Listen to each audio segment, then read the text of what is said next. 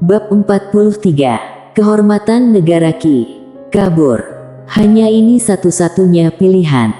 Satu siluman tingkat semisian, bersama dengan sekelompok siluman di belakangnya, siapa yang berani menghadapinya? Kecepatan mereka bertiga ditingkatkan hingga maksimum. Untungnya siluman itu tak begitu cepat. Mereka bertiga pun semakin dekat dengan bendera. Namun, kelompok siluman tersebut tak berhenti. Ekspresi Sander menjadi serius.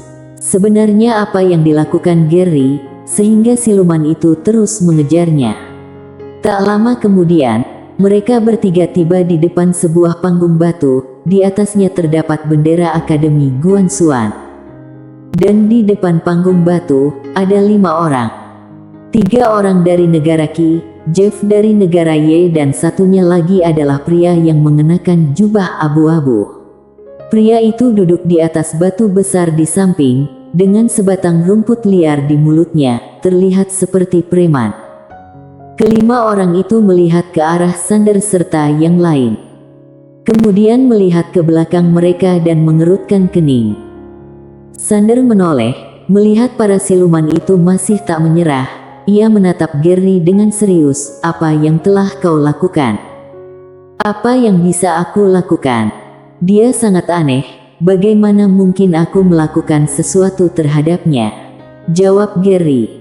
Dia terus mengejarmu. Gary terdiam sejenak, kemudian mengeluarkan sebuah telur. Aku menemukan sebuah telur. Jangan-jangan karena ini. Sander agak kesal. Menurutmu? Kemudian ia mengambil telur itu, dan menoleh, kalau kau mendekat, aku akan menghancurkan telurmu. Ekspresi yang lain menjadi agak aneh. Jelas, pikir mereka sedikit melenceng. Siluman itu berhenti, matanya penuh kemarahan. Bawahannya juga segera berhenti. Ini hanya salah paham, ujar Sander. Siluman itu tersenyum sinis, kalian mengambil telurku, dan kini mengancamku, kau bilang ini salah paham. Kau tak merasa ini konyol? Sander berpikir sejenak, aku akan bertarung denganmu, jika aku menang, hal ini jangan dipermasalahkan lagi. Siluman itu menatap Sander, bagaimana jika kalah? Kalau kalah, aku akan tamat. Siluman itu berkata lagi, manusia, kau menantangku. Sebagai seorang raja, aku harus menerima tantanganmu. Aku sepakat, kalau kau kalah, kalian semua harus mati. Tak masalah. Siluman itu mengayunkan tangannya, dan sekelompok siluman di belakangnya segera mundur. Gary segera berkata, bagaimana kalau aku yang berduel dengannya? Aku percaya pada kemampuanmu, tapi aku baru saja meningkatkan kekuatanku, dan ingin mengasahnya. Gary meragu sejenak. Baiklah. Sander berjalan mendekati siluman itu. Ekspresi Gary tampak rumit. Dia tahu bahwa Sander berkata demikian hanya untuk menjaga harga dirinya. Sebenarnya ia juga tak yakin bisa menghadapi siluman ini. Karena pihak lawan berada di tingkat semisian. Tingkat semisian, setara dengan manusia pada tingkat Yukong, dan kekuatan tempur siluman ini jauh di atas itu. Kemampuan pertahanannya mengerikan. Sander berjalan mendekat dan berkata, karena kau sangat kuat, maka selanjutnya aku mungkin akan menggunakan segala cara untuk mengalahkanmu. Mohon jangan marah. Terserah. Sander pun menghilang. Kemudian muncul di depan siluman tersebut, dan menendang ke arah selangkangannya. Ekspresi semua orang kaku. Kecepatan Sander sungguh mengejutkan, bahkan siluman itu pun tak sempat merespons. Bam! Siluman itu terus mundur, pada saat yang sama meninju ke depan. Boom! Pukulannya meleset. Namun, terbentuk lubang sedalam beberapa puluh meter di tanah. Saat ini, Sander muncul di belakang siluman itu, kemudian menendang selangkangan lawan lagi. Bam! Siluman itu menutupi selangkangannya. Sander muncul di atas kepalanya, kemudian, sebuah pisau ditempatkan di tenggorokannya. Ekspresi orang-orang menjadi serius. Benar-benar sangat cepat. Mereka tak pernah menduga bahwa kecepatan Sander bisa secepat ini. Pria berpakaian abu-abu terus menatap Sander, entah apa yang sedang dipikirkannya. Jeff melirik Sander, mengerikan. "Curang," ujar Elisa. Erik menggeleng, menghadapi siluman dengan pertahanan yang luar biasa. Cara ini paling efektif. Kemudian ia menatap Elisa. "Pedangmu atau gerakannya yang lebih cepat?" Elisa terdiam sejenak.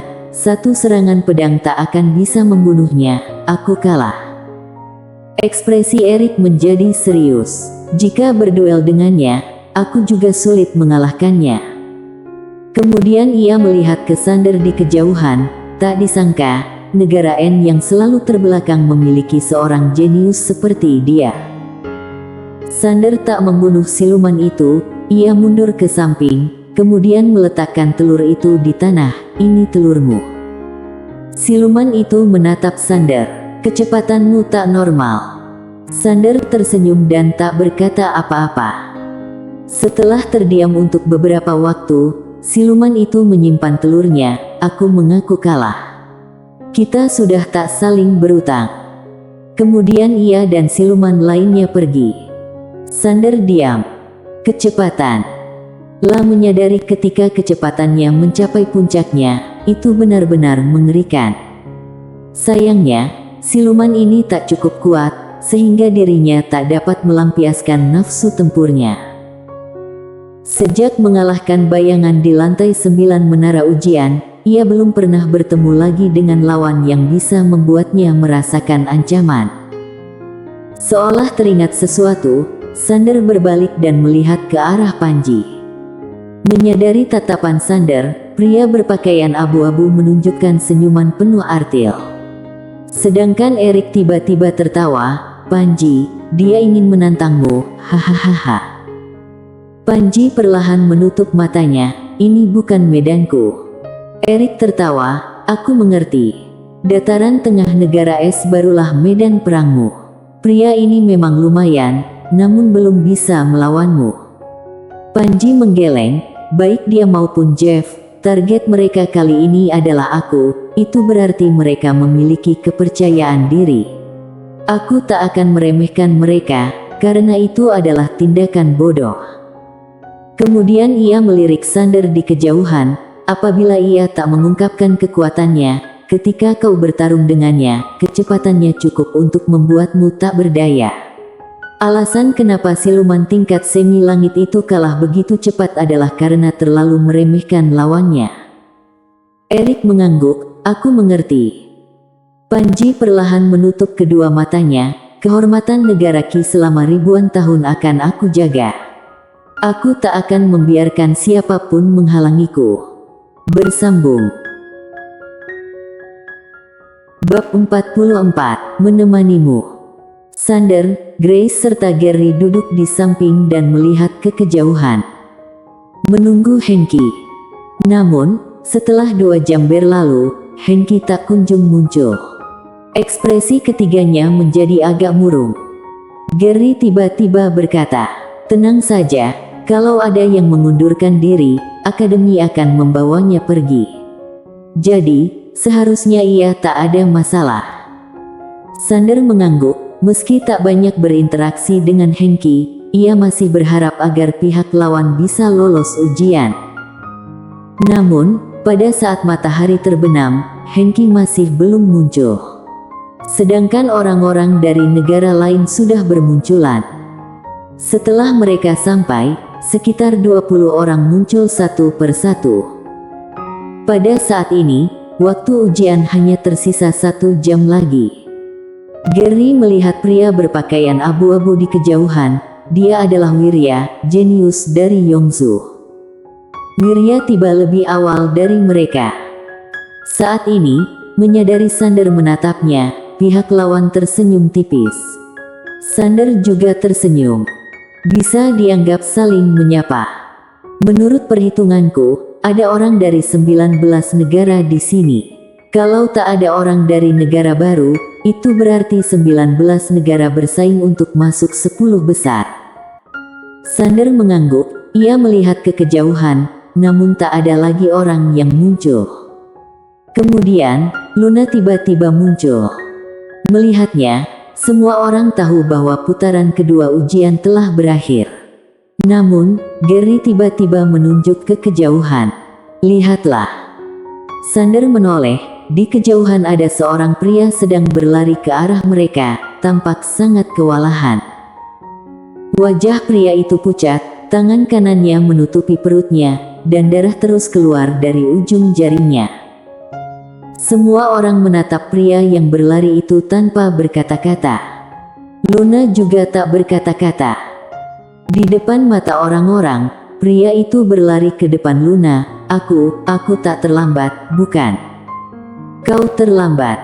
Pria itu terdiam, lalu tersenyum masam. Namun, Luna berkata lagi, akan tetapi, bisa dilakukan pengecualian 1 kali. Pengecualian 1 kali. Semua orang sedikit terdiam, kemudian paham. Sebenarnya, terlambat atau tidak, semuanya tergantung pada keputusan Luna. Luna bersedia memberi kesempatan pada pria itu. Terima kasih banyak. Luna tersenyum, lalu berbalik, semuanya, sekarang saatnya untuk babak ketiga. Babak ketiga adalah pertempuran antar manusia. Aku peringatkan, pilihlah bendera yang sesuai karena begitu kalian memilih yang salah, dan mendapat lawan terlalu kuat, kalian tak akan mendapat kesempatan kedua. Kalian memiliki waktu 1 malam untuk memulihkan diri. Besok pagi, kalian akan dipindahkan ke padang gurun. Di sana, orang dari 360 provinsi akan melihat kehebatan kalian. Dan senyuman tipis muncul di sudut bibirnya. Kali ini, selain tokoh besar dari Akademi Zongsu yang akan mengawasi pertarungan, juga ada tetua agung dari Sekte Senge, salah satu dari 6 keluarga bangsawan tempat suci. 6 keluarga bangsawan tempat suci. Banyak orang tampak bingung. Jelas, mereka tak pernah mendengar tentang itu. Luna berkata, normal kalian tak pernah mendengarnya. 6 keluarga bangsawan tempat suci ini semuanya adalah keluarga kuno. Mereka adalah 6 keluarga terkuat selain alam semesta Guanxuan. Jika kalian bisa dipilih oleh mereka, itu bisa dibilang kesempatan emas. Setelah mengatakan ini, ia melirik Grace. Jelas, Akademi Dataran Tengah Negara Es hanya akan memilih 1 orang. Sumber daya di atas sama sekali tak bisa dibandingkan dengan di bawah. Mereka memahami hal ini, dan semuanya sangat bersemangat. Luna tersenyum, lalu berbalik dan pergi. Semua orang duduk bersila di tanah, wajah mereka penuh dengan kegembiraan. Mereka telah melewati rintangan kedua. Mampu sampai ke babak ketiga bukanlah hal yang mudah. Dari 1000 orang lebih, kini hanya tersisa kurang dari 30 orang. Bisa sampai ke babak ini sudah sangat luar biasa.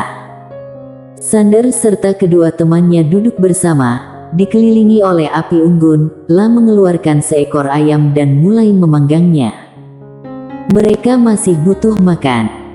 Beberapa saat kemudian, Sander mengambil sepotong paha ayam dan memberikannya kepada Grace. Di bawah cahaya api, wajah cantik Grace terlihat lebih menarik dan mempesona. Pihak lawan menerima paha ayam dan bertanya, besok kita berencana mendapatkan peringkat berapa? Gary segera menatap Sander. Jujur saja, bersaing untuk peringkat pertama sangat sulit. Ada orang negara Qi. Dan Jeff pasti juga akan memperebutkan peringkat pertama. Sander tertawa. Peringkat pertama. Grace menatap Sander. Sejenak kemudian, ia tersenyum, aku akan mendampingimu. Aku juga, ujar Gary. Usai menghabiskan ayam itu, Sander berbaring di atas batu besar, menatap langit dan bulan terang, entah apa yang dipikirkannya. Pada saat ini, angin harum berhembus, dan Grace berbaring di sebelahnya. Sander menoleh dan tersenyum. "Kenapa kau tersenyum?" "Bukan apa-apa, hanya merasa senang," jawab Sander. "Aku juga." Kedua orang itu berbaring di sana dan mulai membahas berbagai hal. Entah berapa lama kemudian, Sander berbalik dan melihat Grace sudah tertidur. La melepaskan jubah panjangnya dan menyelimuti Grace. Lalu ia berbaring di sebelahnya. Saat ini, Grace mendekat dan meletakkan kepala di lengannya. Tubuh Sander sedikit kaku, namun segera kembali normal. La merangkul Grace dengan tangan kanannya. Melihat wanita cantik itu di pelukannya, ia tersenyum. Mata Sander perlahan-lahan tertutup, lalu berkata dalam hati, "Tuan Pagoda, apakah kau sudah tidur?" Sejenak kemudian, Pagoda kecil berkata, "Belum. Aku tak perlu tidur." Sander agak bingung. "Kenapa?" "Jangan basa-basi." Sander meragu sejenak. "Tuan Pagoda, apakah keluarga Ye adalah salah satu dari 6 keluarga bangsawan tempat suci?" Bukan. Sander bingung. Pagoda kecil berkata, "Lebih kuat dari 6 keluarga bangsawan tempat suci itu."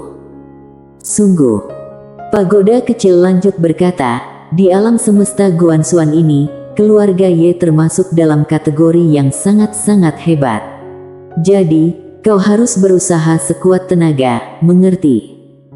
Sander terdiam sejenak. Aku bilang andai aku bisa sekuat kakak gaun polos itu, apakah aku masih perlu takut pada keluarga Ye? Setelah berdiam diri untuk waktu yang cukup lama, Pagoda kecil menjawab, "Jika kau bisa mencapai tingkatnya, aku pikir keluarga Ye setidaknya akan memberimu sedikit kehormatan." Kakak gaun polos adalah Dewa Pedang Agung. "Tuan Pagoda, aku juga akan berusaha menjadi Dewa Pedang Agung." Pagoda kecil. Keesokan harinya, matahari terbit. Di antara pegunungan, suara binatang buas terdengar satu demi satu. Sudah saatnya bangun. Di atas batu, Grace perlahan membuka matanya. Ia melihat ke arah Sander. Fitur wajah Sander sangat tampan. Senyuman muncul di sudut mulut Grace, kemudian ia perlahan bangkit. Sementara itu, sesosok wanita tiba-tiba muncul di depan semua orang. Itu adalah Luna. Hari ini, Luna mengenakan gaun panjang merah cerah, tubuhnya langsing, kecantikannya yang luar biasa semakin terpancar dan menciptakan nuansa seksi. Luna menatap orang-orang, tersenyum dan berkata, "Semuanya, silakan." Kemudian muncul portal di bawah kaki semua orang. Portal diaktifkan, kemudian semua orang menghilang. Ketika muncul kembali, mereka sudah berada di padang gurun. Sander melihat ke kejauhan, di ribuan meter jauhnya, ada 10 bendera, dengan jarak antar bendera sangat lebar. Di tengah-tengah bendera itu, ada tulisan besar yang berkilauan, "Peringkat pertama." Semua orang segera melihat ke bendera peringkat pertama itu. Ekspresi setiap individu berbeda. Pada saat ini, sebuah layar muncul di langit. Siaran langsung diadakan di 360 provinsi secara serempak. Di sebelah kanan, muncul panggung batu besar secara perlahan, dengan lebar ribuan meter, kemudian kursi pemirsa pun muncul. Tak lama setelah itu, sekelompok orang muncul di atas panggung batu. Kebanyakan dari mereka adalah siswa dan mentor dari Akademi Guanxuan dari dunia atas, sedangkan beberapa sisanya adalah tetua dari keluarga dan sekte besar. Pokoknya hanya orang-orang berstatus yang memiliki hak untuk datang dan menonton dari dekat. Pada saat ini, sebuah suara terdengar dari tengah lapangan, "Kami undang kepala akademi untuk duduk di kursi utama." Seorang wanita yang mengenakan gaun panjang ungu gelap muncul, rambutnya panjang, tubuhnya ramping dan ada senyuman lembut di wajahnya, sangat cantik. Orang ini adalah Zahra Zhao. Sander tercengang melihat wanita itu. La pernah bertemu dengan wanita ini. Ketika ia membunuh tetua sekte Suantian waktu itu, wanita ini menghadangnya. Sander merasa sedikit bingung. Pada saat ini, wanita itu juga menatap Sander dan mengerjapkan matanya dengan sedikit nakal. Sander terdiam. Saat itu, kenapa pihak lawan tak mengungkapkan identitasnya? Apakah karena Sander adalah murid Akademi Guanxuan? La merasa bingung. Seorang pria tua dan seorang wanita cantik muncul tiba-tiba di samping Zahra. Di bagian kiri dada orang tua itu ada sebuah lencana emas, dan di atas lencana itu ada tulisan pengamat. Orang ini adalah Yudi, yang datang dari Akademi Guanxuan Dataran Tengah Negara Es. Di Dataran Tengah Negara Es, ia adalah seorang senior, merupakan tokoh berpengaruh. Dan setelah ia muncul, pandangannya langsung tertuju pada Panji. Sementara wanita cantik di sebelahnya adalah seorang tetua dari Sekte Senge, Lila. Pandangannya langsung tertuju pada Grace. Dia juga menginginkan Panji, namun dirinya tahu bahwa Sekte Senge sama sekali tak bisa bersaing dengan Akademi Guanxuan Dataran Tengah Negara Es. Setelah duduk, Zahra tersenyum. Tetua Yudi, sesuai dengan aturan sebelumnya, pemenang ujian bela diri harus mengikuti pelatihan di akademi kami untuk sementara waktu sebelum pergi ke Dataran Tengah Negara Es. Tapi kali ini, kau datang langsung ke sini untuk menjemputnya, tampaknya sangat mendesak. Yudi mengangguk, kali ini situasinya memang agak mendesak. Kenapa tiba-tiba menjadi begitu mendesak? Yudi berkata dengan serius, pertarungan takdir bersambung.